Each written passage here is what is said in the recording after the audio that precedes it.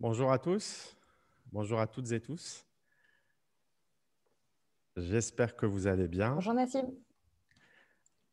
Bonjour Nassim, bonjour Mathilde, bonjour Bonjour Feriel. Julien. Bonjour Nassim, Mathilde, Bonjour Julien. Fariel. Super. Très content de pouvoir partager ce moment avec vous. Et j'espère que tout le monde va bien. Merci à toutes et tous qui sont présents aujourd'hui avec nous. Donc, je suis Nassim Guita, directeur général de Learn Axiom, et au travers nos webinars Adapt Series, donc nous traitons des thématiques relatives aux changements à opérer face aux nouveaux challenges, et ce depuis la pandémie mondiale de Covid-19 qu'on vit depuis un peu plus d'1 an. Donc aujourd'hui, nous allons parler de la course au digital learning et de comment réussir votre virage et bien passer le cap. Donc nous sommes sollicités effectivement de plus en plus par des entreprises et partenaires qui veulent franchir le pas, mais qui ne savent pas trop comment s'y prendre. Donc c'est à ces questions et problématiques que nous tâcherons de répondre avec nos partenaires d'aujourd'hui. Et du coup, je serai accompagné par Mathilde Distin, Julien Thévenet et Ferial Tiguiwart. J'espère que vous allez bien, l'équipe. Très bien, merci Nassim. Super. Du coup, on va vous proposer ce sommaire-là. Donc, tout d'abord, nous allons nous présenter rapidement et présenter nos activités. Ensuite, on va aller avec Julien pour un icebreaker sur quelques idées reçues. Ensuite, on va aller sur un bref rappel sur les modalités d'apprentissage avec Mathilde et voir pourquoi le digital learning marche. Ensuite, on va partager avec vous certains retours d'expérience qu'on a eus avec nos partenaires. Donc, ces retours d'expérience sont gagnants. Et donc, on va effectivement partager avec vous tout cela.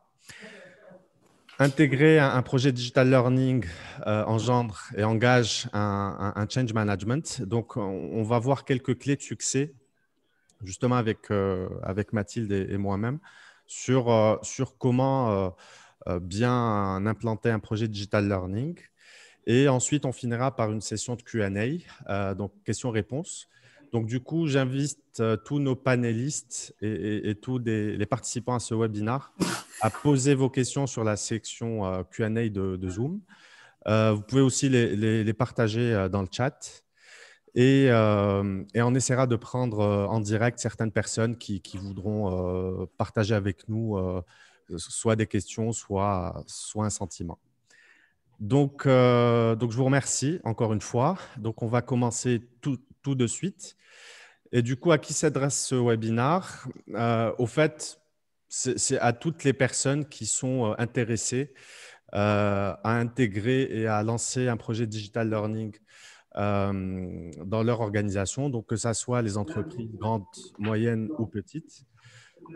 Les écoles de formation aussi qui voudraient élargir leur offre de formation. Les responsables de formation aussi, donc qui évoluent au sein des entreprises. Les responsables aussi de structures, les directeurs ou les responsables de départements qui veulent déployer le meilleur de la formation à leurs équipes. Sinon, ce webinaire est aussi peut intéresser des experts ou des formateurs qui voudront voir comment concrètement mettre en place une démarche de digital learning. Donc, sans plus tarder, on va se présenter et présenter un peu un bref aperçu de nos activités. Donc, au fait, Learn Axiom, donc on développe différentes solutions d'apprentissage novatrices auprès de nos clients partenaires. Et du coup, on s'inscrit comme étant un Digital Learning Solution Partner, ce qui fait un peu notre particularité avec les partenariats qu'on a mis en place, c'est qu'effectivement, l'ensemble des intervenants viennent de l'entreprise. Moi-même, je suis issu de l'entreprise et du coup, on connaît bien, relativement bien les besoins de nos partenaires. Donc, on a tendance à parler rapidement le même langage. On a une palette de services relativement large. Donc, on couvre 6 pôles d'expertise. Donc, on intervient effectivement sur le training stratégie, la mise à disposition de plans de formation en fonction des populations homogènes. Ensuite, on a effectivement la partie développement de parcours de formation en mode digital learning en intégrant les différentes modalités d'apprentissage. On développe aussi le contenu. Donc, sur les parties digitalisées, donc on produit, si vous voulez, tout ce qui est vidéo learning. Donc, on a une équipe de concepteurs pédagogiques qui assure ce développement. Aussi, on peut accompagner nos clients et partenaires sur le déploiement de LMS, de Learning Management System. Et enfin, on met effectivement à disposition différents process afin d'engager de plus en plus les apprenants dans le processus de digital learning. Donc, j'ai fini avec Learn Axiom. Je passe la parole à Julien. Donc, Julien, c'est à toi. Oui, merci Nassim. Vous présentez Rexia en 2 mots. Rexia est historiquement une société de conseil et d'ingénierie basée à Lyon, en France. Et notre métier historique répond avant tout aux besoins d'assistance technique de nos clients, que ce soit en gestion de projet ou en performance industrielle. Il se trouve que depuis de nombreuses années maintenant, et en particulier depuis un partenariat qu'on a noué avec l'entreprise Learn Axiom, on accompagne également nos clients dans la montée en compétences de leurs collaborateurs sur ces mêmes métiers. Donc, on est organisme de formation et notre créneau, c'est Rexia Formation, d'amener nos apprenants ou de permettre à nos apprenants d'être sensibilisés, formés et accompagnés dans leur démarche d'apprentissage avec un haut niveau d'exigence qualité. C'est notre marque de fabrique, c'est ce qu'on vend, une formation de qualité. Voilà, je pourrais répondre à votre question. Vous avez vu que le site internet a été présenté. N'hésitez pas à vous connecter et nous envoyer vos questions si besoin d'approfondir. Je te laisse la parole, Mathilde. Oui, merci. Du coup, pour présenter rapidement l'ISTF, on est aujourd'hui l'organisme de formation de référence pour accompagner et du coup monter en compétences, professionnaliser, voire certifier les professionnels de la formation à tout ce que va engendrer la digitalisation des formations. Voilà, donc notre métier, c'est vraiment d'accompagner les professionnels de la formation pour réussir cette transition vers le digital learning en termes de compétences. Et on agit du coup sur des formations courtes, longues, catalogues, sur mesure pour en tout cas répondre aux besoins des métiers de la formation. Julien, du coup, je te passe la main pour la suite. Exactement, exactement. L'idée, c'était, alors, j'allais dire en guise d'icebreaker, afin de lancer le débat, on va dire, je serais curieux de connaître, justement, avant de venir sur quelques idées reçues, votre retour d'expérience sur le digital learning, vous, assistant aujourd'hui à ce webinaire. Est-ce que vous pourriez, on va faire un exercice un petit peu interactif, en un mot, dans le chat, nous décrire votre expérience personnelle ou tout au moins ce que vous évoque le digital learning pour ceux qui peut-être n'ont pas encore expérimenté. Je m'appuierai sur ces retours-là pour étayer un petit peu le débat et lancer justement ce qu'on vous présentera par la suite. La parole est donc à vous et je suis attentivement sur le chat les éléments que vous pouvez nous donner, ce que ça évoque pour vous, le digital learning.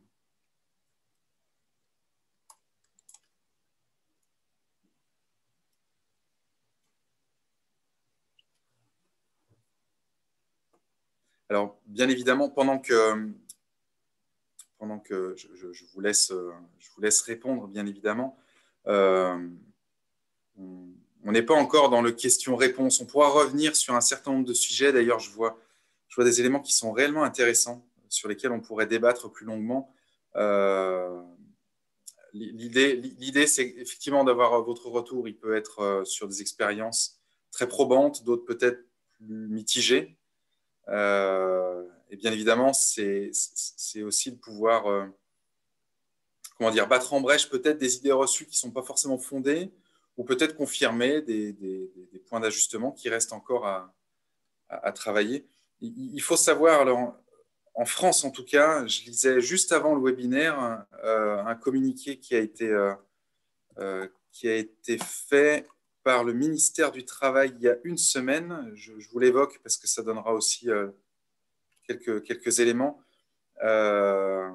Le plan de modernisation de la formation sera présenté fin mars et constituera, selon le haut-commissaire aux compétences, un choc de transformation destiné à combler le retard pris par la France en matière de formation, mis en lumière par la crise sanitaire. Donc, il y a un plan de 300 millions qui va notamment financer, pour citer justement le texte, donner plus de place aux pédagogies modernes, le digital learning en tête. Donc, on aura aussi l'occasion d'en rediscuter. C'est bien, on a plein de choses. Je liste surcharge cognitive, facilité d'apprentissage, gain de temps, complément à la formation présentielle. Ça, c'est intéressant, j'y reviendrai. Un gros boom pendant le confinement en Algérie, en tout cas, mais un effet qui s'est vite dissipé. L'intérêt s'est effrité. On y reviendra également. Modalité adaptée à certains contenus, beaucoup moins à d'autres. Valeur ajoutée, dispersion technologique indispensable pour une formation à distance. Une expérience sanitaire, ça c'est intéressant, effectivement.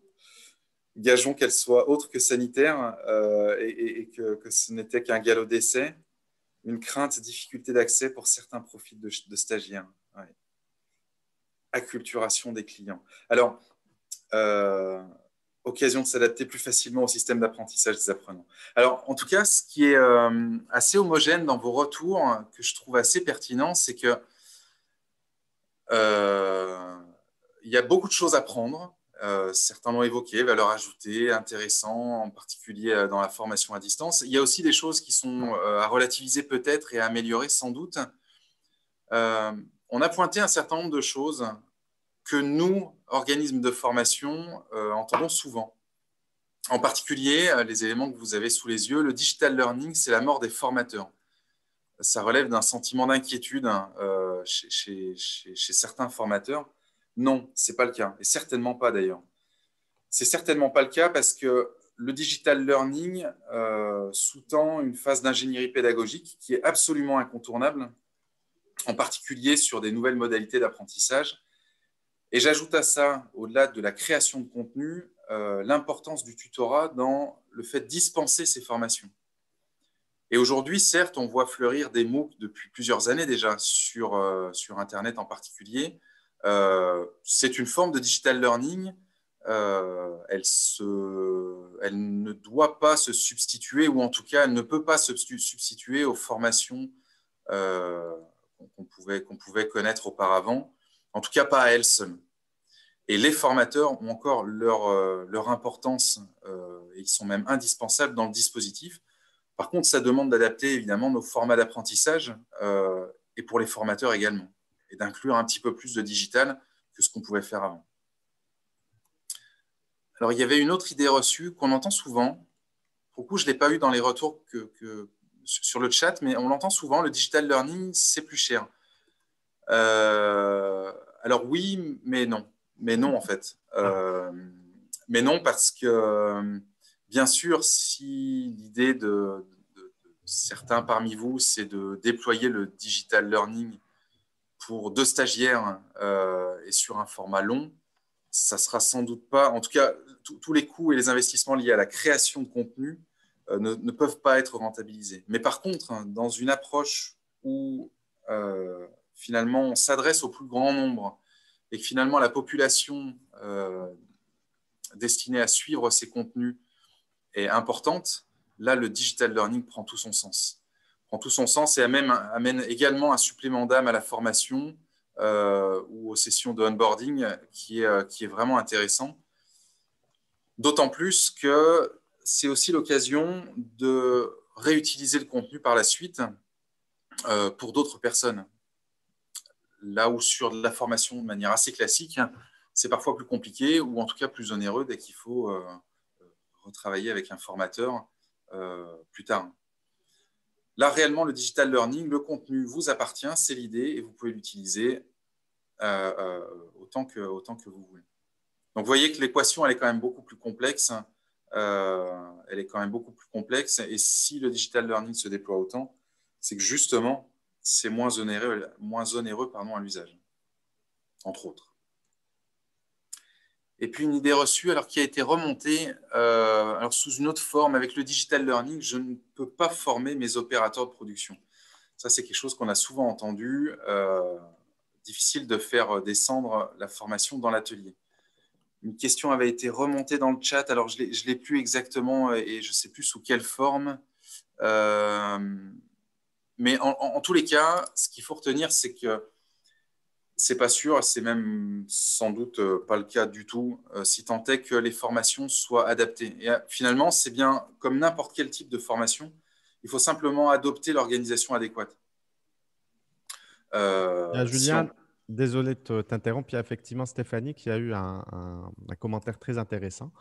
Et en fait, on va partager, justement, on va voir ce point sur l'impact du digital learning sur le business de l'entreprise dans le chapitre retour d'expérience.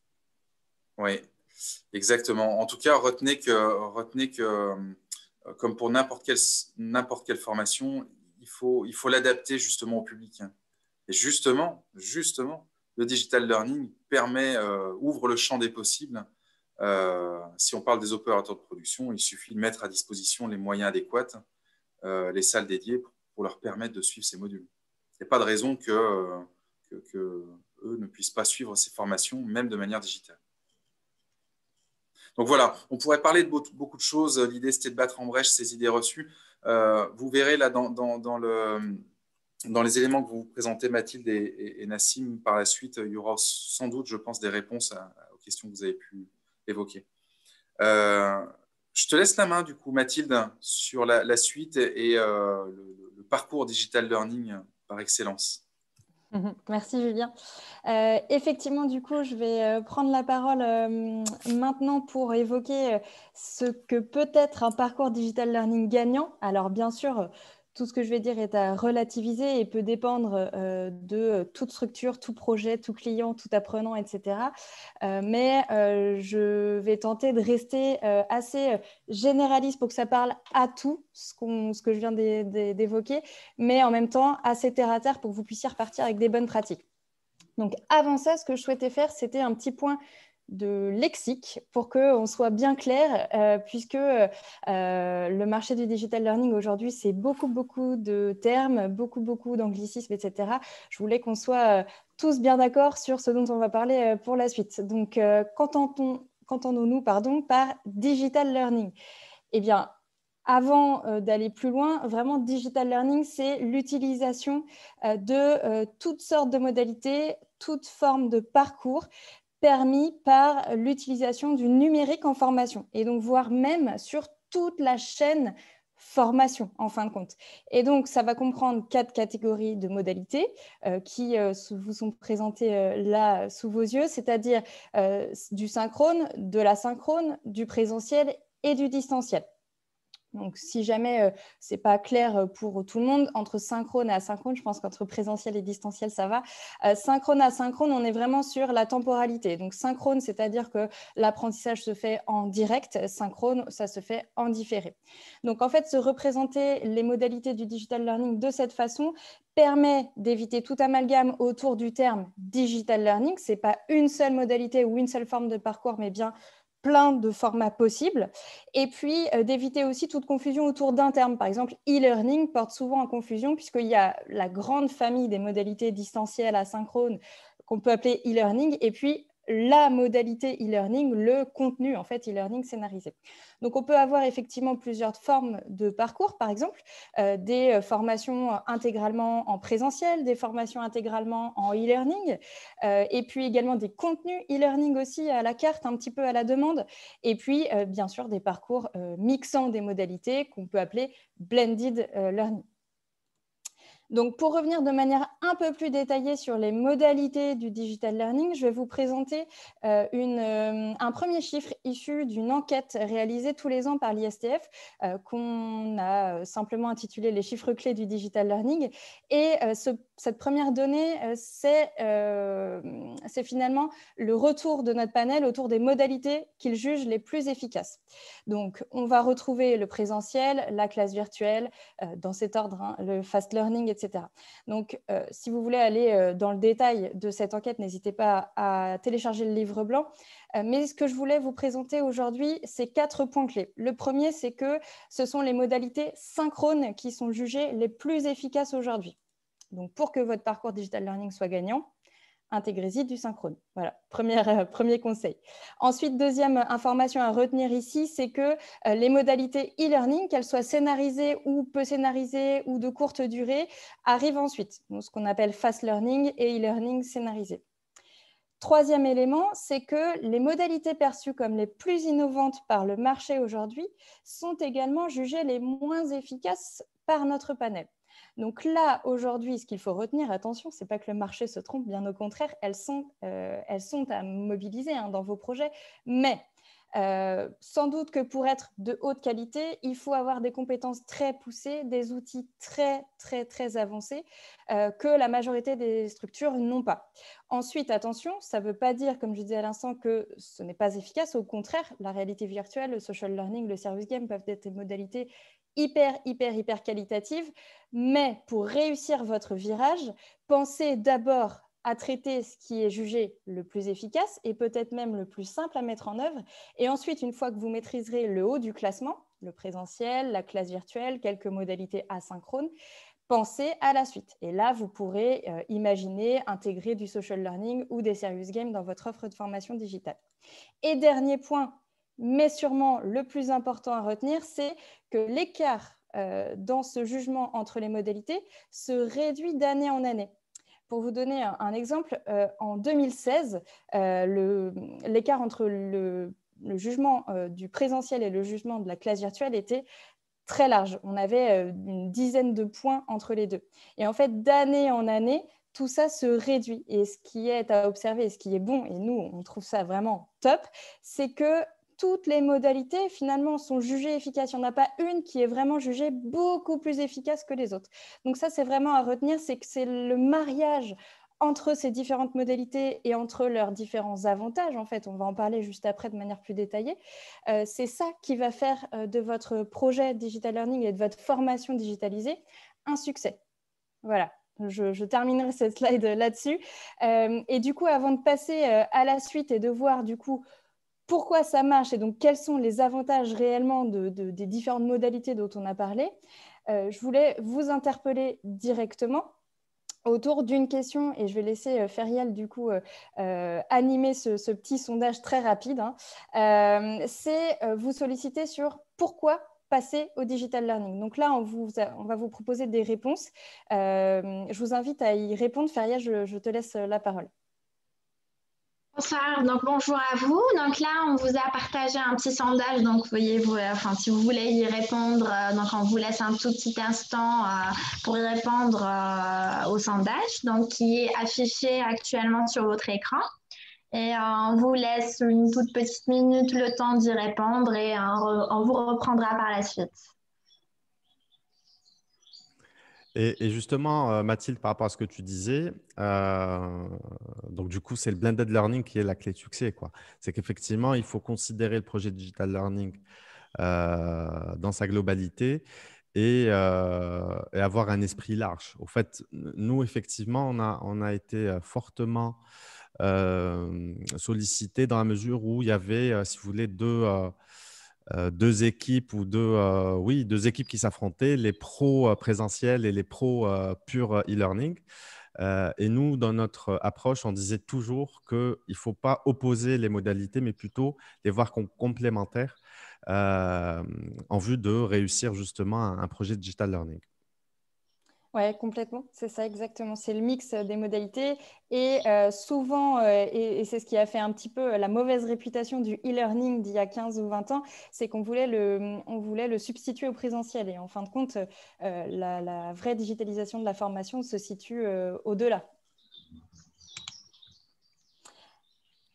Alors, du coup, je pense qu'on peut se faire une bonne idée de vos réponses. Merci beaucoup d'avoir participé à ce petit sondage. Donc, en fait, toutes les réponses étaient les bonnes, finalement, sauf peut-être aucune de ces propositions. Donc, la personne ou les personnes qui ont répondu, n'hésitez pas à nous dire pourquoi et du coup, quelles seraient selon vous là où les bonnes raisons de passer au digital learning si vous ne vous y êtes pas retrouvé dans les 3 premières propositions. Et finalement, si on fonctionne en entonnoir, la plus long terme des raisons serait la réactivité business, finalement. La moyen terme serait d'améliorer l'efficacité pédagogique. Et d'ailleurs, dans les chiffres clés de cette année, comme ceux des années précédentes d'ailleurs, ceux qui connaissent notre enquête pourront s'y retrouver. C'est vraiment la raison principale évoquée par notre panel de passer au digital learning, c'est d'améliorer l'efficacité pédagogique de leur formation. Et puis, bien sûr, grâce à la digitalisation de formation, on peut aussi faire des économies d'échelle parce qu'on déploie plus rapidement, potentiellement auprès d'un plus grand nombre de participants. Merci beaucoup. Ce qui me permet du coup de passer à la suite. Donc, finalement, au lieu de voir les choses très largement, etc., comme j'ai pu l'évoquer précédemment, là, je voulais vraiment m'intéresser à des arguments clés, des clés de succès vraiment concrètes, en tout cas les plus concrètes possibles, encore une fois, pour un webinaire, pour montrer en quoi et pourquoi le digital learning peut marcher. Donc, première clé de succès, on vient d'en parler, c'est le multimodal. Donc là, pareil, pour s'attacher au terrain, j'ai voulu faire un focus sur chacune des catégories de modalités que j'ai évoquées un peu plus tôt. Donc, pourquoi mettre du synchrone dans vos formations digitales? Eh bien, Julien en a parlé parce que la présence du formateur peut vraiment apporter ce virage-là entre une formation complètement e-learning et une formation digitalisée réussie. D'ailleurs, du coup, autre chiffre de notre enquête de cette année, et l'année dernière également, on avait cette info-là, c'est que la présence d'un tuteur ou d'un formateur est le premier facteur de motivation pour terminer une formation digitale. Donc, on voit bien là que le rôle du formateur est décisif pour garantir le succès et le taux de complétion en fait, de vos formations digitalisées. Ensuite, par rapport à l'asynchrone cette fois-ci, eh bien, premier argument, c'est la souplesse pédagogique.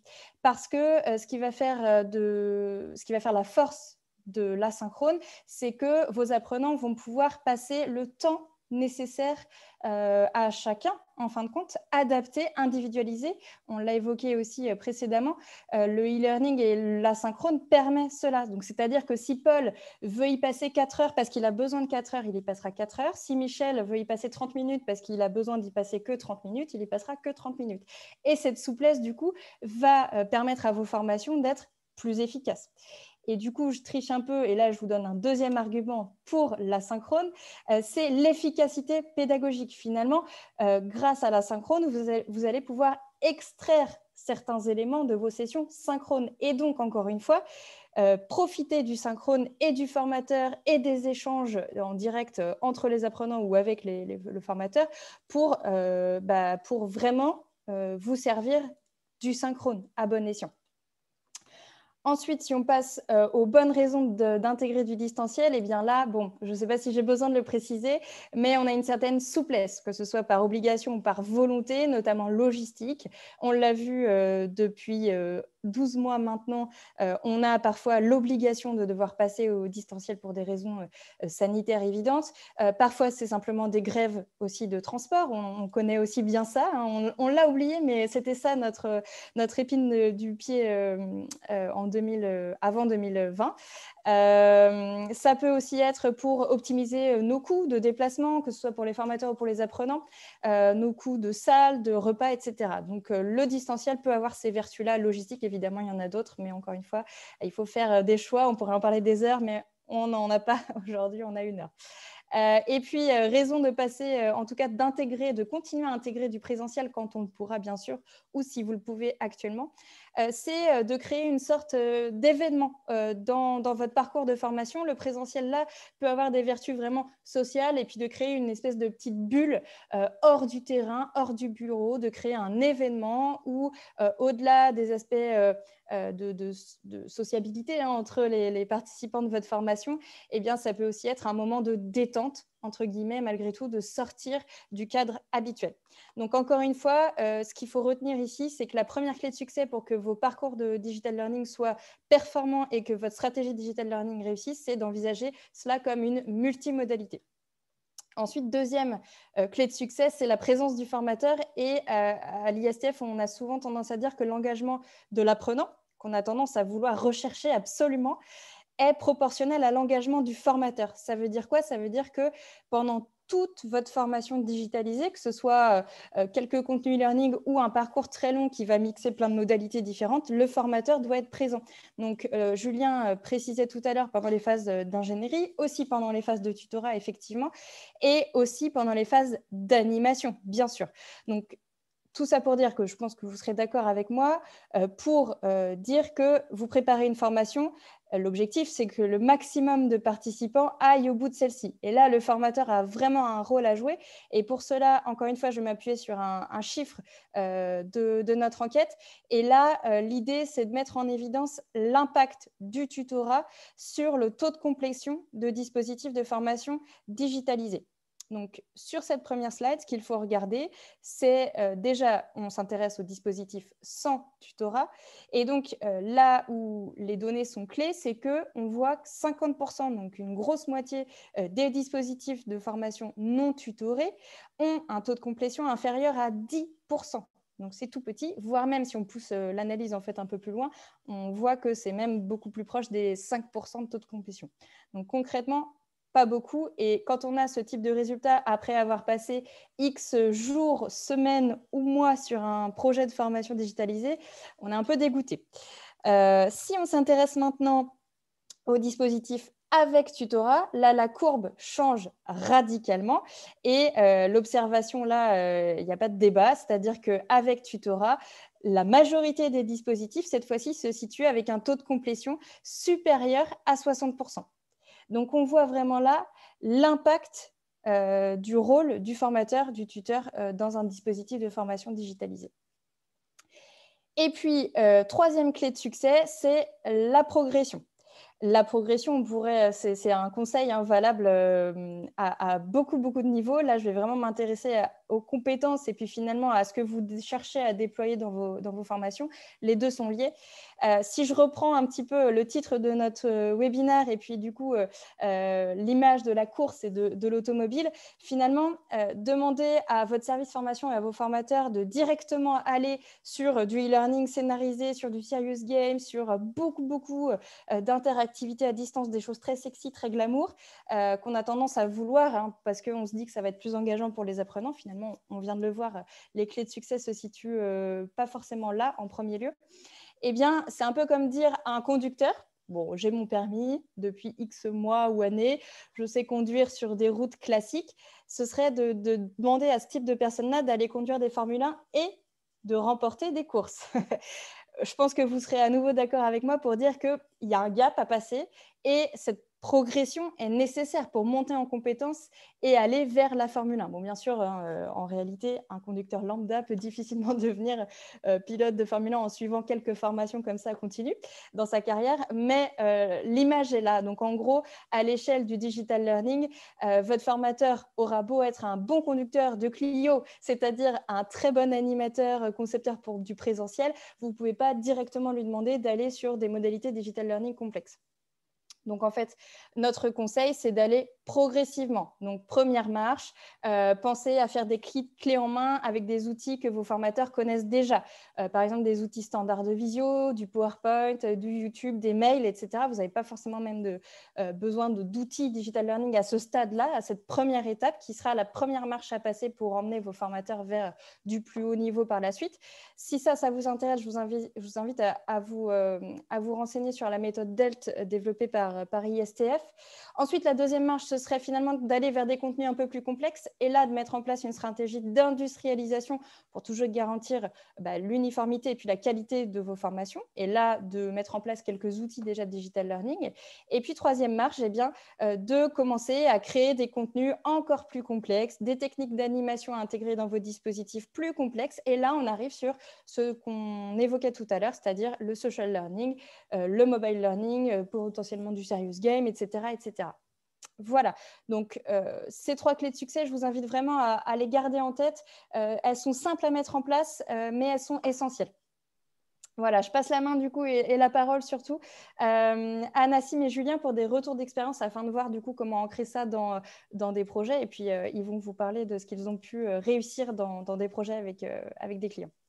Merci Mathilde. Effectivement, on va voir un peu certains points justement que tu viens d'évoquer qui ont été effectivement appliqués auprès de nos partenaires. Donc, premier retour d'expérience, donc ça concerne le leader mondial de l'assurance qui est AXA, où du coup, initialement, ils avaient une réelle volonté de se digitaliser afin d'apporter plus d'agilité dans leurs actions de formation.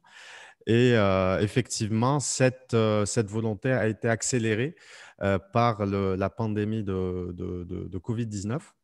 Et du coup, suite à cette pandémie, donc le groupe AXA a pris la décision d'investir considérablement sur le digital learning. Du coup, en fait, la démarche elle a été simple. Pour notre cas, donc, il y a eu la sélection d'un partenaire pour pouvoir les accompagner. Et au fait, nous, on a une certaine approche afin de bien identifier les modules et les démarches de digitalisation. C'est qu'effectivement, il faut prendre en considération l'escalier d'apprentissage ou la courbe d'apprentissage qui est en 3 étapes. Donc, découvrir, qui est la première étape. Apprendre, c'est une deuxième étape. Et appliquer, c'est la dernière étape. Et du coup, le process de digitalisation et le parcours de formation digitalisée change en fonction de la courbe d'apprentissage. Il est clair qu'on a mis en place une gouvernance projet. Donc, on va voir ce point-là par la suite dans le change management. Mais effectivement, se lancer dans un projet digital learning engage une réelle gouvernance projet pour que ce projet-là, justement, soit mené à bien. Ensuite, il y a une priorisation et sélection des modules à digitaliser en fonction, ça c'était des inputs internes à AXA, donc c'était favoriser les formations mandatory versus non mandatory, donc mandatory pour dire obligatoire. Les fréquences des formations aussi, est-ce que cette formation à digitaliser ou ce parcours à digitaliser concerne une formation sporadique qui a lieu juste une fois tous les 5 ans ou une petite population, ou bien non, elle est beaucoup plus fréquente et revient souvent dans notre plan de formation. Et aussi le coût de la formation. Est-ce qu'avant, j'étais sur des niveaux de coût moins importants, plus importants que le parcours une fois digitalisé? Et du coup, en fait, comme je vous le disais, la volonté d'AXA était d'implémenter les démarches de digital learning sur l'ensemble des types de formations qui peuvent rencontrer. Donc, effectivement, là, en ce moment, on est en train de travailler sur les parcours d'intégration. Mais effectivement, le scope du projet concerne les formations métiers, les formations produits et des formations qui concernent des outils qu'AXA met en place auprès de leurs partenaires. Et les attentes initiales de l'équipe training, c'était donc d'avoir effectivement un reporting en temps réel pour qu'ils puissent traquer l'évolution pédagogique des apprenants. Aussi, le taux de participation, le taux de complétion ou le taux auquel ils ont fini la formation et l'impact business. Donc là, je fais un peu le lien avec Si je ne me trompe pas, c'est Stéphanie qui avait relevé ce point-là. Donc, justement, on va le voir. Du coup, donc on avait commencé par l'onboarding et c'est une partie du programme d'onboarding. Donc, ça concerne des enquêtes qui sont lancées, des enquêtes de type baromètre qui sont lancées à travers le groupe. Et du coup, sur la digitalisation de ce module-là, donc c'était vraiment présenter ce baromètre-là, comment il est calculé, pourquoi il est lancé, à quoi il sert. Du coup, sur cette formation qu'on a digitalisée, qu'on a déployée sur le LMS d'AXA, du coup, on a eu 85, ils ont eu, même si on est leur partenaire, donc ils ont eu 85% de taux de satisfaction sur le module qu'on a digitalisé, avec un taux de participation et un taux de complétion de 100%, bon, sachant que c'était une formation mandatory. C'est ce qui peut expliquer effectivement ces taux de participation et complétion à 100%. Ceci dit, sur l'impact business, là, on voit l'impact réel. Donc, la volonté d'AXA était de former son personnel à pourquoi on fait ces enquêtes de baromètre. Et du coup, en 2020, ils ont lancé cette formation-là pour justement pouvoir engager plus de personnes dans ces enquêtes-là. Et là, on voit effectivement une nette évolution entre 2019 où les gens n'étaient pas formés à ces enquêtes, ils ne comprenaient pas pourquoi elles étaient lancées. Du coup, là, entre 2019 et 2020, on a effectivement un gain de 22 points. Donc, suite à l'implémentation de ce programme en digital learning au sein d'AXA. Donc là, on voit effectivement l'impact réel de ce type de démarche au niveau de votre organisation. Donc, bien sûr, le retour d'expérience a été très positif. Et là, effectivement, on est en train d'avancer avec eux sur d'autres formations et d'autres types de formations. Sachant, juste avant de peut-être passer la parole à Julien, qu'il faut que vous ayez aussi à l'esprit que ça, on va le voir dans la gestion de projet, mais que les projets digital learning il faut les considérer à moyen long terme. Donc, ça ne sert à rien de se dire que c'est bon, j'ai le budget, je me lance dans le digital learning. Très bien. Par contre, il faut le considérer à moyen long terme. Il faudra considérer différents éléments avant justement d'aller directement sur ce type de projet. Donc voilà, moi j'ai fini cette partie-là. J'espère que vous avez apprécié ce retour d'expérience. Je laisse Julien nous présenter leur retour d'expérience, que ce soit pour eux ou bien pour leurs clients aussi. Donc, Julien, c'est à toi. Tout à fait. Oui, merci Nassim. Oui, effectivement, on trouvait finalement intéressant, en toute humilité, bien évidemment, de partager le retour qu'on a pu avoir chez nous, Rexia. Il se trouve qu'on est organisme de formation, je le disais, mais on est aussi amené à dispenser des formations pour nos propres collaborateurs. Donc, ce statut un petit peu juge et partie nous permet d'avoir un regard assez intéressant à nos yeux, en tout cas, sur l'expérience de digital learning. Et forcément, je vais mettre ces éléments en lumière avec l'année qu'on a vécue et la crise Covid qui a frappé tout le monde depuis un an. En tout cas, en France, on est quasiment à la date anniversaire du confinement.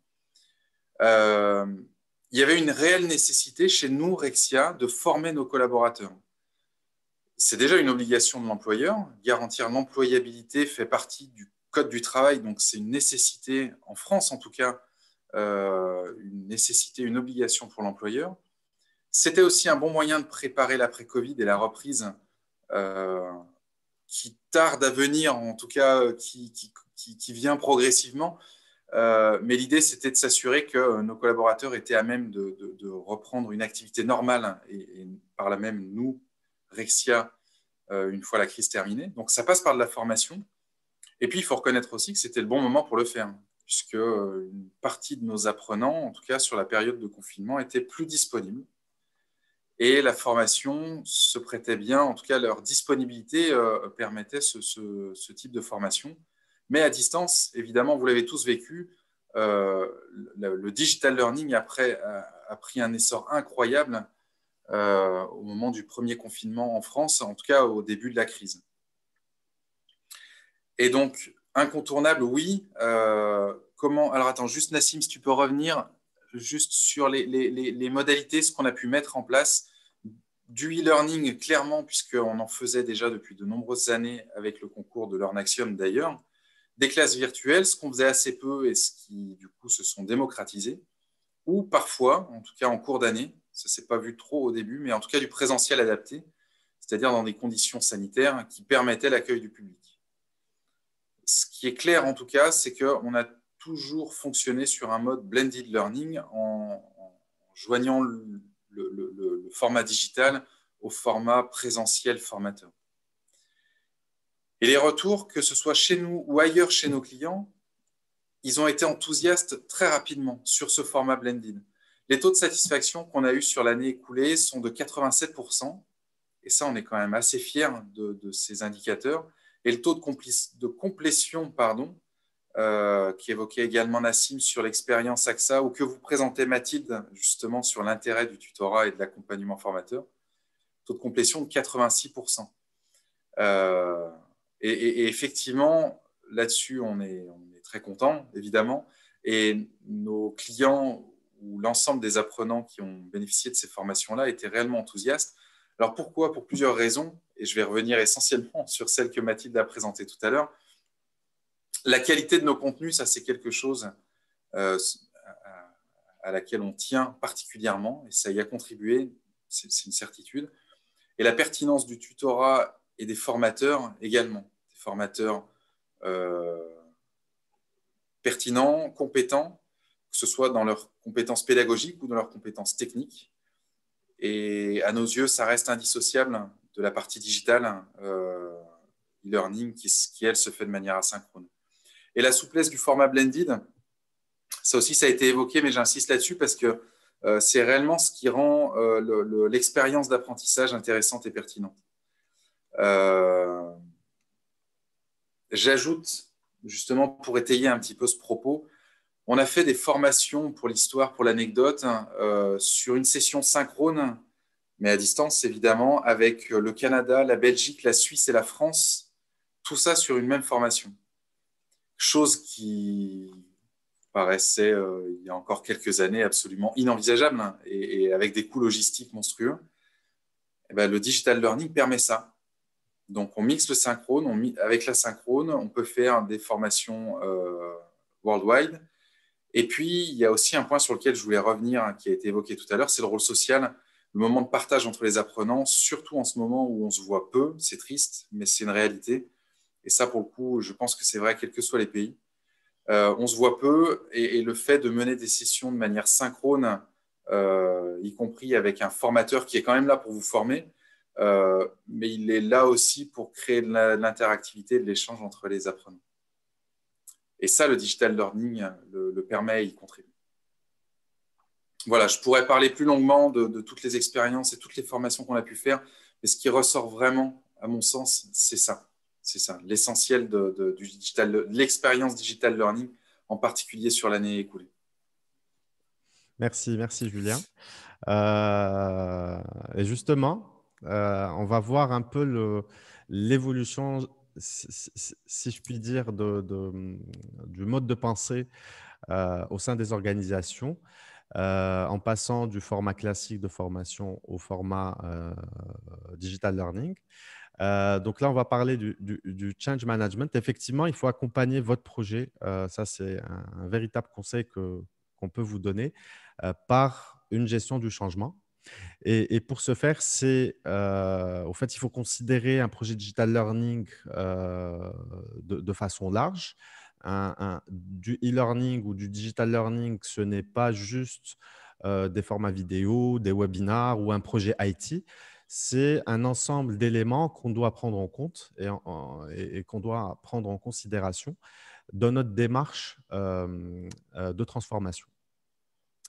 Et justement, comme je vous le disais tout à l'heure, c'est qu'il faut considérer ce projet Digital Learning comme un projet à moyen long terme. Donc, des projets de Digital Learning, ça prend minimum 2 ans, histoire de commencer à développer des contenus, commencer aussi à assurer une montée en compétences des collaborateurs et assurer le Learning Experience Development.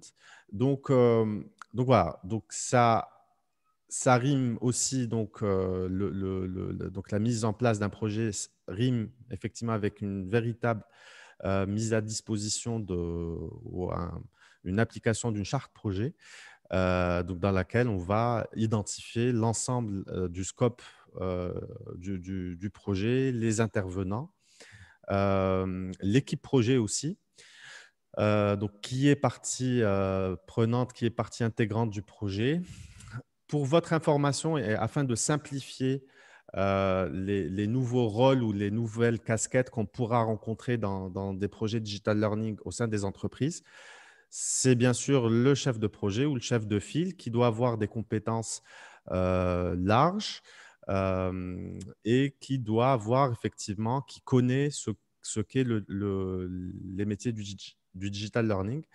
Et c'est justement l'objet de notre webinaire aujourd'hui avec l'ISTF, c'est qu'effectivement, l'ISTF permet justement de délivrer différentes formations en direction de ces personnes qui veulent justement se former au métier du digital learning. Deuxième catégorie de compétences, ce sont les designers qu'on appelle dans les projets digital learning. Sachez que c'est effectivement les formateurs ou les responsables de formation en interne qui doivent effectivement développer des compétences créatives, des compétences pédagogiques aussi liées au digital learning et aussi des compétences sur les outils. Partez du principe que sur l'aspect technique, c'est totalement accessible parce qu'effectivement, on voit nos partenaires nous dire oui, je dois digérer pas mal de nouveaux outils et tout. Sachez que les approches en général sont très similaires et une fois qu'on maîtrise le process, et ben, sachez que c'est duplicable sur différents projets. Et la troisième catégorie, ce sont les développeurs ou plutôt les personnes qui ont une casquette plutôt développement technique du projet, qui travaillent beaucoup sur le LMS, qui portent une attention aussi particulière sur l'expérience apprenant pour assurer justement une facilité d'utilisation du parcours digital learning. Et du coup, voilà. Donc, ce sont un peu les 3 rôles qu'on retrouve aujourd'hui de plus en plus et qu'on doit considérer dans un projet de digital learning. Qui dit projet dit aussi outil de pilotage. Nous, effectivement, on met en place, que ce soit avec AXA ou bien avec d'autres partenaires, différents outils de pilotage qui nous permettent tout simplement de suivre l'évolution du projet, de répertorier les actions qu'on doit mener pour avancer dans le projet. Donc, il faut effectivement considérer toute une panoplie d'outils pour mener à bien le projet. Et la gestion des risques, effectivement, est un élément non négligeable à prendre en compte dans tout projet en général et peut-être plus en particulier dans le digital learning, étant donné que ce sont des projets nouveaux, que le concept n'est peut-être pas forcément bien accepté, bien digéré, si je puis dire. Et du coup, je peux vous donner un exemple tout simple. Au lancement de projets digital learning, quand on travaille effectivement avec des multinationales qui ont des contraintes des contraintes IT liées au partage de documents, par exemple, et ben si on n'identifie pas ce problème-là, on pourra toujours avancer dans le projet digital learning, mais on ne pourra pas partager peut-être les contenus qu'on aura développés. Et ça retardera le projet parce que ce sont des autorisations qui prennent du temps. Généralement, ça remonte au global pour permettre à telle ou telle personne à avoir accès à tel partage. Donc, ce sont effectivement des éléments importants. C'est une véritable gestion des risques qui doit être mise en place pour justement mener à bien les projets de digital learning. Et du coup, pour faire simple, au fait, nous, on a appliqué un escalier de digitalisation. Donc là, il s'agit de l'escalier de digitalisation d'un parcours de formation. Donc à gauche, vous avez différentes illustrations ou différents outils dans le parcours du digital learning. Donc, vous voyez du vidéo learning, des quiz, de la certification, des illustrations, des fichiers à télécharger. Mais pour arriver à ce résultat final, nous, en tout cas, on applique un escalier en 4 étapes qui contient au fait, tout le process qui nous permet justement de bien digitaliser le contenu. Donc, il y a l'analyse, le design, le développement et le lancement. Là, on va le voir un peu plus en détail et qui représente de façon macro le processus de digitalisation en spécifiant les 4 dimensions. Donc, l'étape de digitalisation. Donc là, on a l'analyse, le design, le développement et le lancement. Et ensuite, on va voir qui est responsable de chaque étape. Pourquoi ou pas pourquoi, en fait. C'est plutôt qu'est-ce qu'on fait durant cette étape et l'output attendu dans l'étape de digitalisation. Donc, du coup, sur la phase analyse, donc c'est là où on fait justement le scoping, où on voit effectivement l'input de ce qu'on a par rapport à ce qu'on veut arriver. Et donc, c'est à ce niveau-là où on doit considérer le parcours blended learning dans sa globalité, à quelle étape de la formation où on doit faire du vidéo learning, à quelle étape de la formation où on doit faire du présentiel. Voilà, donc ça nous permet effectivement de dresser, si vous voulez, un cahier des charges sur lequel on devra travailler pour justement arriver sur la partie design, où là, effectivement, une fois que le besoin a été clairement identifié, donc avec le partenaire, donc le P, c'est pour partenaire. Donc là, effectivement, on va designer le programme de formation et on le soumet au partenaire pour validation. Donc là, c'est typiquement l'output de cette étape-là, c'est une sorte de storyboard. Ensuite, on a la partie développement. Donc, partez du principe que cette étape-là, c'est l'étape qui prend le plus de temps parce que c'est là où on digitalise proprement dit le parcours de formation initial au format digital learning. Donc, il y a toute la création des contenus, la création aussi du parcours sur le LMS, les phases de test et d'assurance qualité. Et une fois digitalisé, on le présente au partenaire pour validation. Et ensuite, le lancement. Donc, sur cette phase-là, entre les 2 étapes, ça dépend de nos partenaires. Donc, il y a des partenaires qui ont leur propre LMS. Du coup, on leur met juste à disposition les contenus développés et ils le mettent sur leur LMS. Il y a aussi d'autres partenaires qui n'ont pas forcément de LMS ou qui ne veulent pas investir dans ce LMS-là. Du coup, nous, on leur met à disposition le LMS justement pour avoir tout le parcours de formation digitalisé pour la population considérée. Pour information, ça dépend du degré de maturité de l'entreprise avec laquelle on travaille. Mais en moyenne, on est sur une quinzaine de jours de développement, donc depuis l'analyse jusqu'au lancement, pour un module de e-learning d'une dizaine à une quinzaine de minutes de vidéo learning. Donc ça, c'est purement à titre indicatif, mais pour que vous ayez aussi pour que vous puissiez apprécier combien ça prend de temps pour pouvoir développer un module de digital learning. Donc, quand même, on est sur des délais optimisés et c'est ce qui, effectivement, nous permet de pouvoir accompagner concrètement nos partenaires dans leur projet de transformation de la formation. Voilà, donc ça, c'est typiquement un peu la recette de notre recette pour pouvoir justement accompagner nos partenaires dans leur projet de digital learning. Je laisse maintenant la parole à Mathilde qui va nous justement résumer un peu tous ces éléments-là, histoire de parler du Learning Success Management et les bonnes pratiques justement à garder dans votre projet de digital learning.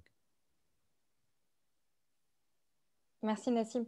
Effectivement, du coup, là, je vais reprendre un petit peu de hauteur où le process, effectivement, un peu gagnant qui vous permettra de gagner en réactivité et d'industrialiser la réalisation de projets au pluriel de formation de digital learning que Nassim vous présentait. Là, je vais reprendre un peu de hauteur et je vais envisager le projet globalement de digitalisation de votre stratégie de formation. Et du coup, on l'a, nous, nommé le Learning Success Management, inspiré du Custom Success Management. Je ne sais pas si vous connaissez.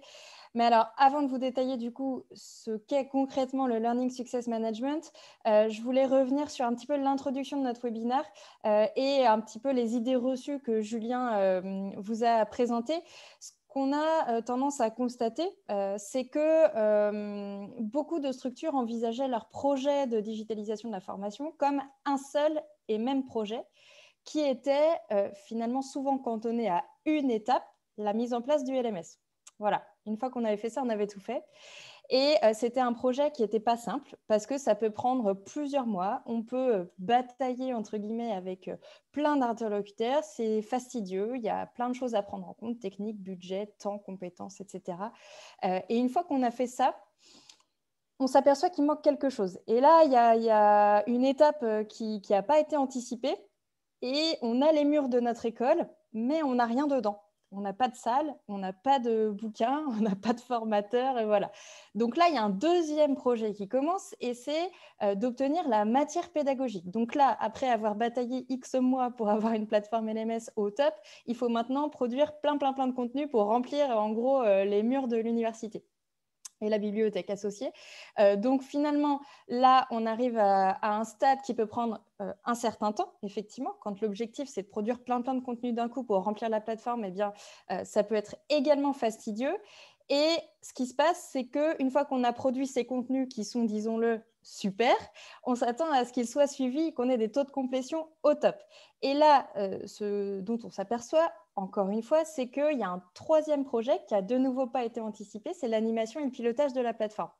Et c'est ce projet-là, finalement, cette troisième étape, qui va être le facteur de succès sur le long terme de votre stratégie de digitalisation de la formation et des projets de formation digitalisée que vous allez vouloir faire vivre. Donc, cette fois-ci, on s'intéresse au Learning Success Management. Et si je reviens à l'automobile, alors aujourd'hui, il y aura eu deux thèmes quand même, les escaliers et l'automobile. Pour gagner une course, il va vous falloir une voiture performante, oui. Mais il va aussi vous falloir un pilote. Et au-delà de ça, pour que votre conducteur soit performant, il lui faudra des indicateurs performants et un tableau de bord.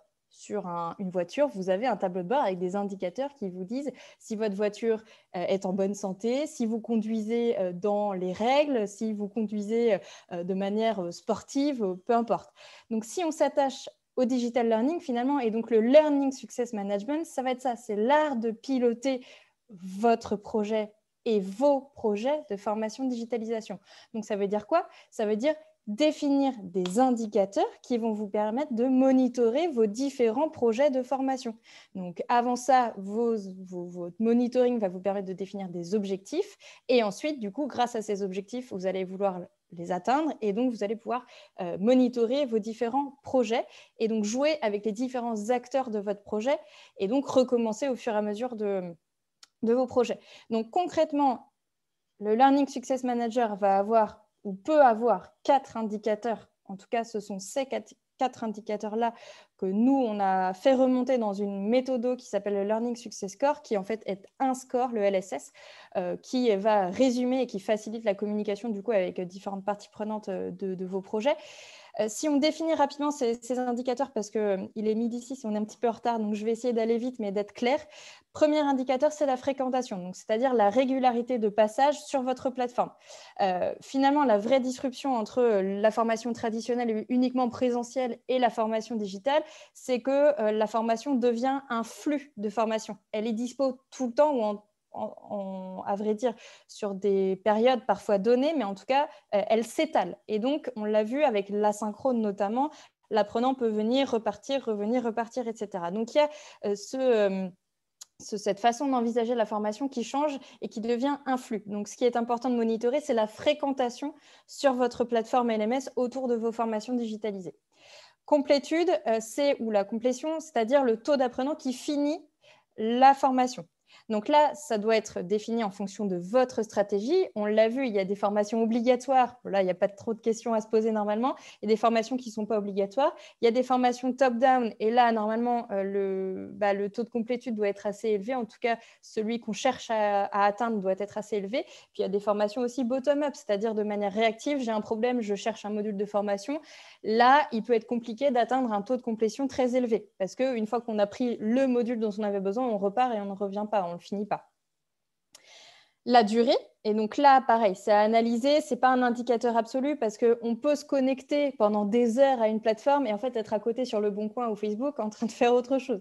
Donc, encore une fois, c'est à relativiser, mais c'est un indicateur qui peut être performant dans le sens où un LMS sur lequel on verrait une durée, cet indicateur-là, très bas, on peut tout à fait, malgré tout, analyser que l'apprenance n'est pas tout à fait sur les bons chemins pour cette structure-là. Et puis finalement, la contribution, c'est la force et la régularité avec lesquelles vos apprenants vont activement participer à vos formations. Donc aujourd'hui, si on veut mesurer l'engagement des apprenants, ce n'est pas seulement savoir si Michel et Paul sont venus, ont fini leur formation, mais c'est aussi de savoir s'ils ont contribué à cela. Et on en revient notamment au rôle du formateur dans ces dispositifs. Donc si on en revient au rôle du pilote, c'est-à-dire notre Learning Success Manager, que fait-il après avoir mis en place son monitoring basé notamment sur ces 4 indicateurs et peut-être le score LSS? C'est qu'il va agir, mais il ne va pas agir seul. C'est-à-dire que son rôle ne va pas être d'être partout, c'est-à-dire nulle part. Ça va être de pouvoir analyser les choses basées sur ces indicateurs et de pouvoir distribuer les éléments en interne. Par exemple, pour un projet de formation donné, je vais changer de prénom, allez, Marie, s'aperçoit que le taux de fréquentation est bon, mais par contre que le taux de complétion n'est pas bon. Donc là, il va falloir se poser les bonnes questions. Pourquoi les apprenants ne finissent-ils pas le parcours? Est-ce qu'il s'agit d'un défaut pédagogique dans la conception? Est-ce qu'il s'agit d'un défaut UX dans le design des modules? Est-ce qu'il s'agit d'un défaut de tutorat, de logistique, etc. Et donc, en fonction de cette analyse, le Learning Success Manager va avoir comme rôle d'aller checker avec les différentes parties prenantes, donc soit l'équipe pédagogique, soit l'équipe manager qui a commandé la formation, soit l'équipe coordination, tout à la fois, etc., pour essayer de, encore une fois, atteindre les objectifs qu'elle se sera fixés pour les différents indicateurs et encore une fois, aller vers de plus en plus de succès pour ces projets de formation. Voilà, je vais rapide, mais c'est pour vraiment avoir une phase de questions-réponses à vous proposer par la suite. Donc, en résumé concernant cette partie et puis plus globalement notre webinaire aujourd'hui en synthèse, si votre objectif se situe là, et j'en doute pas, c'est-à-dire d'avoir un écosystème formation riche, agile, performant, retenez ces 3 points clés, c'est-à-dire que pour réussir votre course Digital Learning et garder le cap ensuite et pérenniser, c'est un enjeu très fort pour 2021, c'est d'y aller étape par étape, donc de ne pas vouloir chercher la Formule 1, mais d'abord de maîtriser votre Clio. Ensuite, de toujours penser multimodal pour tirer les meilleures parties de chacune des catégories, de chacune des modalités du digital learning aujourd'hui. Et puis d'assurer le pilotage de vos projets, donc à la fois les projets de formation que vous allez développer en digital learning, mais aussi votre stratégie et globalement le Learning Success Management, c'est-à-dire garantir le succès de l'ensemble de vos projets et donc de votre stratégie digital learning. Voilà, je te laisse la main. Si vous avez des questions, après, je reste à votre disposition là-dessus, il n'y a pas de souci. Mais je te laisse la parole, Nassim, et Feriel aussi, pour la phase de questions-réponses, du coup. Merci, merci Mathilde. Donc là, on vient au terme de notre webinar. J'espère qu'on a pu répondre à certaines de vos interrogations. De toute façon, nous, on vous a affiché déjà nos contacts. Donc, si vous avez des questions, on se fera un plaisir d'y répondre. Mais là, effectivement, moi, je suis très agréablement surpris de l'engagement qu'on a eu pour ce webinar. Donc, on a eu pas mal de questions. Donc, pour faciliter un peu les réponses qu'on pourra apporter, au fait, on va commencer par les personnes qui ont posé des questions sur la section Q&A de Zoom. Ensuite, on va passer au chat. Et on vous laissera aussi, donc si vous voulez rentrer en interaction directement avec nous en nous posant une question en direct, je vous demanderai juste de lever la main. Comme ça, on vous donnera la main pour parler. Donc, je te laisse, Ferial, sur cette partie-là. Et donc, on se tient prêt pour répondre à vos questions. Parfait. Déjà, merci d'avoir participé à notre webinaire. Donc, nous espérons vous avoir apporté quelques informations intéressantes. Donc, maintenant, nous allons à présent répondre à vos questions. Donc, on va commencer par la première question, donc, qui est comment avoir un formateur ou un tuteur dans une formation digitale et quels seraient les avantages de cette solution par rapport à une formation classique? Mathilde, tu veux répondre? Je pense que… donc, c'est une question de Wahid, c'est l'un de nos partenaires que je salue. D'accord. Alors, comment avoir un formateur ou un tuteur? Pour le coup, dans une formation digitale, si vous déployez uniquement des modules e-learning à la carte, grain par grain, qui sont à dispo sur votre plateforme, effectivement, ça va être un petit peu compliqué. Là, le social learning pourra peut-être être une option à envisager pour garantir une présence un peu comme un chatbox, mais avec un formateur derrière, en fait, ou en tout cas, peut-être un animateur de ce réseau qui va dispatcher après les questions pour qu'un formateur y réponde et revenir avec des réponses pour les apprenants. Donc, c'est une façon, mais encore une fois, on en revient à l'importance d'envisager le digital learning par le biais du multimodal, c'est-à-dire qu'à un moment donné, la présence active d'un formateur ou d'un tuteur, que ce soit pendant des phases synchrones ou dans des phases asynchrones via du tutorat, elle est essentielle pour engager vos apprenants et les amener au bout de la formation.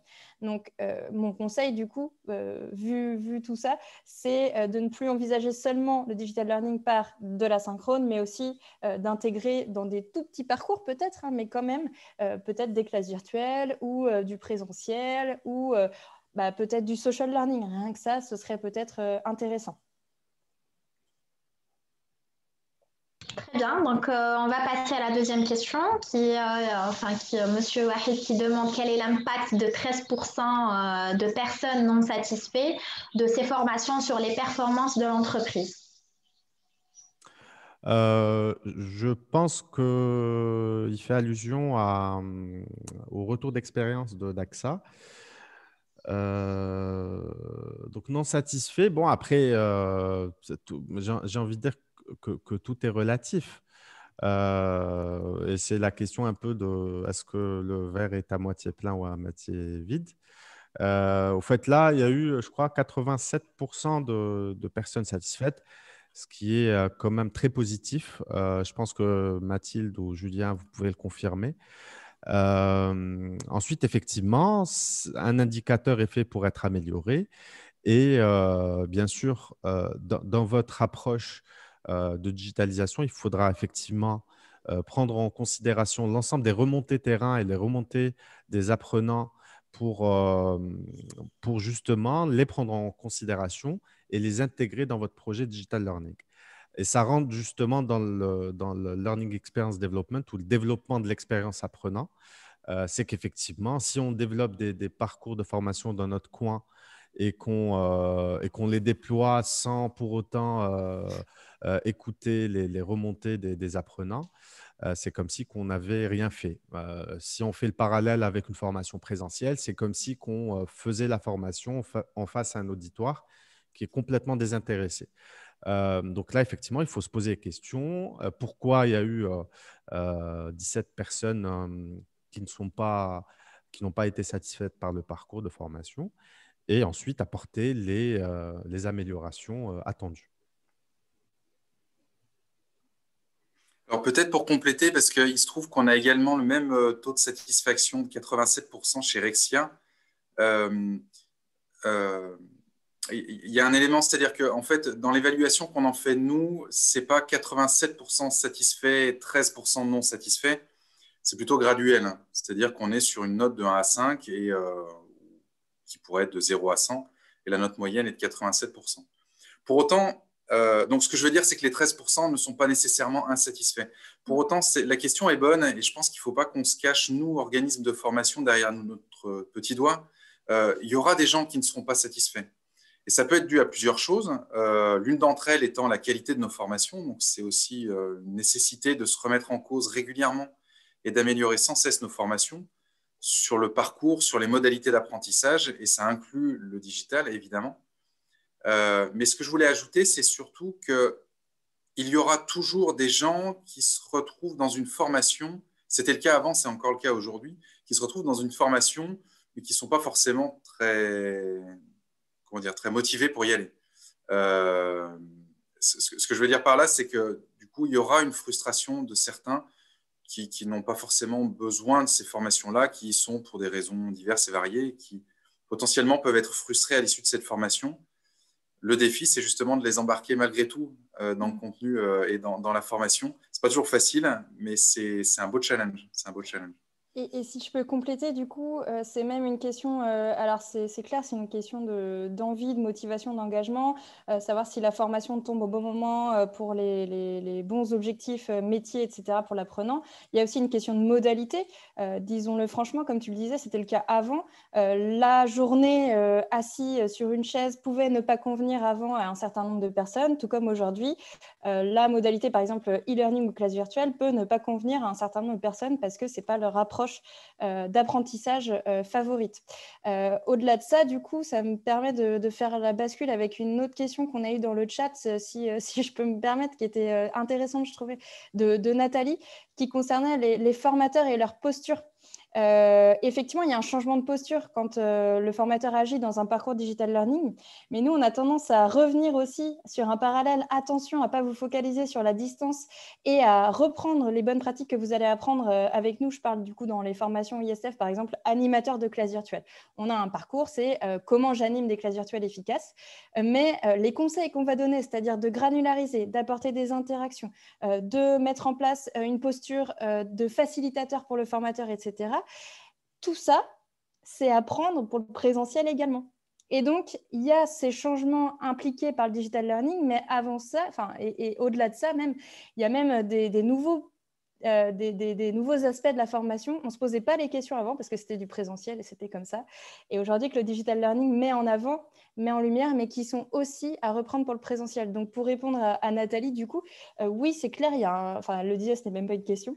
Donc, je suis d'accord avec vous, Nathalie, il y a un changement de posture qui est mis en évidence par la digitalisation des formations, mais qui globalement vient juste du fait de former, et le formateur doit effectivement changer de posture, ne pas être uniquement le sachant, mais surtout le facilitateur. Voilà, je ferme la parenthèse, désolée. Donc, nous passons à la question de Stéphanie. Donc, quels sont pour vous aujourd'hui les éléments clés de vos parcours en blended learning qui ont le plus d'impact, on va dire, sur le succès de ces parcours?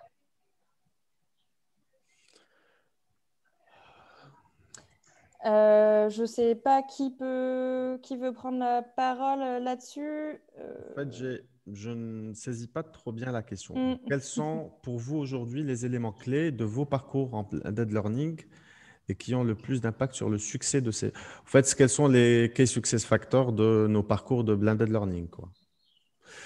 C'est de considérer le projet à 360, quoi. C'est que bien préparer le projet, mettre en place les outils de pilotage pour mener à bien le projet, bien digitaliser les parcours de formation en prenant en compte les inputs de nos partenaires. Accompagner aussi le partenaire dans sa transformation dans le step-by-step décrit par Mathilde.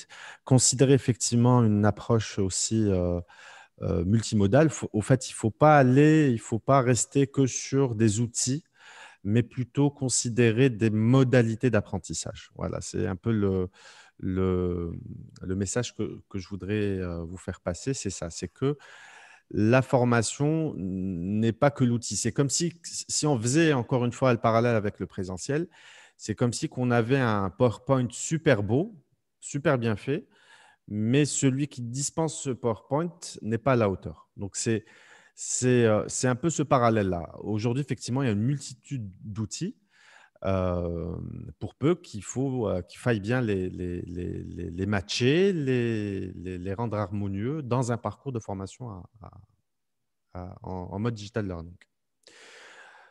Voilà, j'espère avoir répondu, sachant que voilà, les clés de succès aussi ont été bien développées par Mathilde.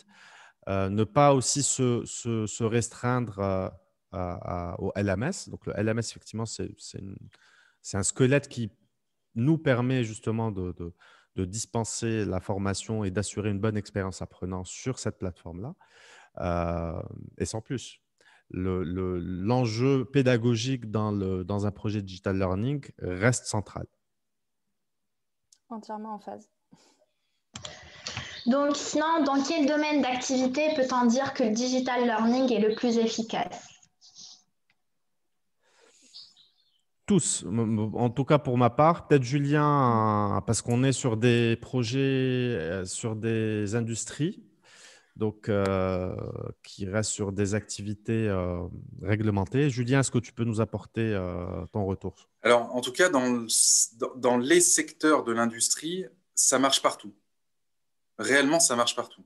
On l'a fait auprès d'équipes de production en atelier. On l'a fait sur des services plutôt back-office avec succès également. Réellement, il n'y a pas j'allais dire, de limite. Le digital learning s'applique partout. Il faut simplement l'adapter. Encore une fois, que ce soit d'un point de vue logistique ou dans l'organisation au public. Mais c'est vrai, c'est pas particulier au secteur d'activité, en fait. C'est ça que je veux dire. C'est que c'est lié aux contraintes du métier des apprenants.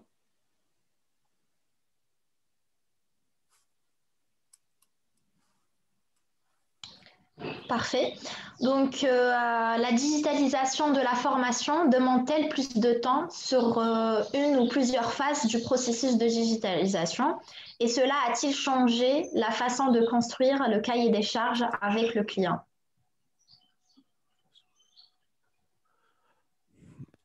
Je pense que je pourrais répondre. Au fait, ce sont les 4 étapes à considérer. La phase d'analyse, c'est vraiment la compréhension du besoin, pour faire simple. C'est qu'aujourd'hui, il y a un client ou un partenaire qui veut digitaliser du contenu de formation ou son parcours de formation. Eh ben, il faut vraiment prendre le temps de comprendre le pourquoi. Et de lui proposer un parcours de formation digitalisé dans la phase conception. Par la suite, une fois ce storyboard digitalisé, plutôt validé, pardon, on attaque la partie développement. Et par la suite, le lancement. Donc, ces 4 étapes sont primordiales dans une digitalisation d'un parcours de formation. Nous, notre approche, c'est vraiment d'intégrer dans notre réflexion notre partenaire. C'est qu'effectivement, durant cet escalier-là de digitalisation, il y a pas mal d'étapes de va-et-vient, de ping-pong ou de validation qui nous permet justement de bien cadrer le projet de digitalisation en vue de sa réalisation. Et effectivement, donc on a effectivement notre partenaire Exia qui est aujourd'hui présent, mais avec nos autres aussi partenaires, effectivement, sur les contenus et sur les parcours de formation qu'on digitalise, au fait, les choses se passent extrêmement bien. Est-ce que cela a-t-il changé la façon de construire le cahier des charges avec le client? Non, au fait, nous, en fait, le point de départ, c'est vraiment la phase analyse. Voilà, aujourd'hui, si on reprend l'exemple d'AXA, leur problématique, c'était mes employés ne connaissent pas les outils de baromètre qu'on lance pour avoir un peu le tempo au sein de l'entreprise.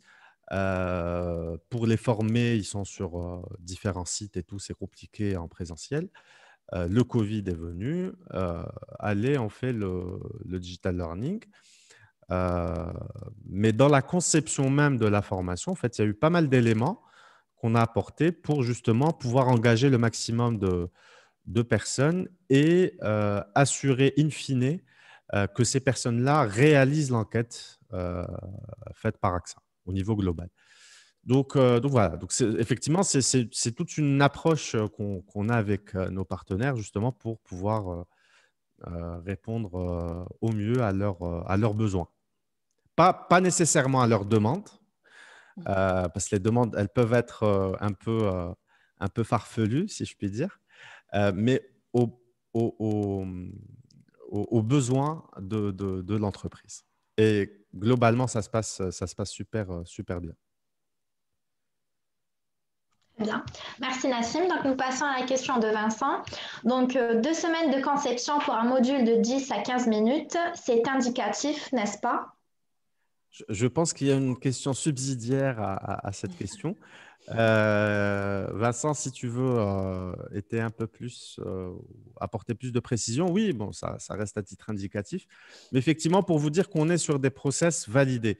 En fait, nous, quand on met en place la gouvernance projet avec notre partenaire, c'est qu'effectivement, tout est validé pour qu'on puisse justement pouvoir atteindre ces délais de réalisation.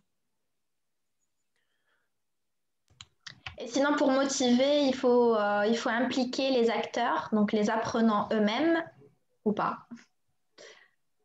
Oui, oui. Ouais.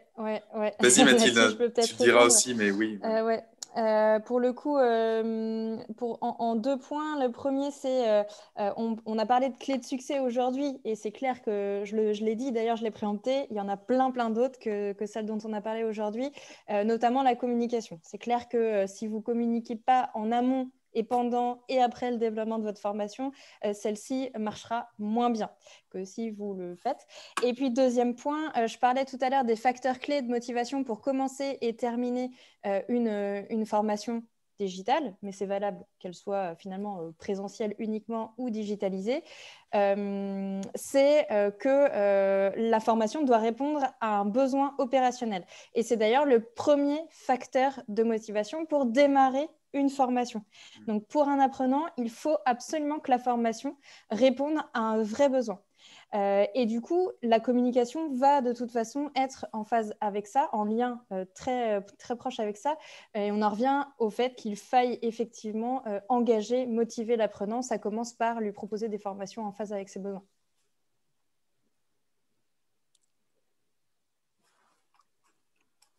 Merci Mathilde. Merci pour toutes les personnes qui ont posé leurs questions sur le Q&A de Zoom.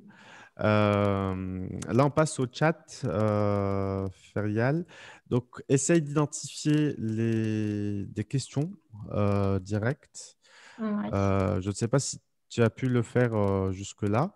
Et ensuite, s'il y a peut-être quelques personnes qui veulent prendre la parole, n'hésitez pas, raise your hand et on vous donnera la parole.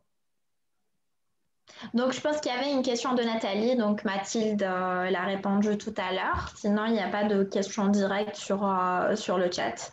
Mais en tout cas, n'hésitez pas à interagir en ce moment et on va y répondre. Hein. Super. Après, il y a aussi pas mal de personnes du coup qui ont dû partir. Ouais. Donc, pareil, si vous avez des questions auxquelles on ne peut pas répondre aujourd'hui, comme le disait Nassim tout à l'heure, n'hésitez pas à nous écrire en direct et puis on vous répondra bien sûr. Merci beaucoup. Donc, on peut clôturer. Je vous peut-être laisse Ah, il y a Sophie. Il y a une question. Allez, je pense qu'on va prendre cette dernière question. Là, il est 12h30. Donc, quelle différence entre un Learning Success Manager et un chef de projet Digital Learning? Question question lexicale que je laisse Et Mathilde. métier. Oui. Ça peut être, alors déjà, ça peut être une seule et même personne, hein, ça va dépendre des structures. Il y en a pour d'autres structures, ça peut être X chef de projet et X Learning Success Manager. En gros, la différence, c'est que ça reprend un petit peu les slides et la manière dont on a présenté les choses avec Nassim sur la deuxième partie du webinaire. Un chef de projet va être celui qui va analyser un besoin et va produire, créer le dispositif, la réponse à ce besoin, donc le dispositif de formation jusqu'à sa livraison. Et le Learning Success Manager va venir plutôt après le déploiement pour analyser la façon dont tourne finalement le dispositif de formation, comment il se passe en fait, et du coup pouvoir analyser et optimiser et améliorer les choses pour de futurs déploiements ou le déploiement de celui-ci si c'est un projet qui tourne sur le long terme en fait. Voilà, j'espère que ça répond à la question de Sophie. Et puis pareil, hein, on peut en parler de manière déconnectée du webinaire si ça vous intéresse, Sophie. Merci, merci à toutes et tous. Merci à nos partenaires, donc Mathilde, Julien, Ferial. Donc, j'espère qu'on aura aussi l'occasion d'échanger sur un autre webinaire. Donc, n'hésitez pas. Nous, on est disponible et on aimerait bien effectivement partager avec vous notre expérience en vue de vous aider à lever vos contraintes liées à vos projets digital learning. Donc, je vous dis à bientôt et merci encore une fois pour votre présence. Prenez soin de vous et à très vite. Merci à tous, bonne journée. Merci à tous. Au revoir.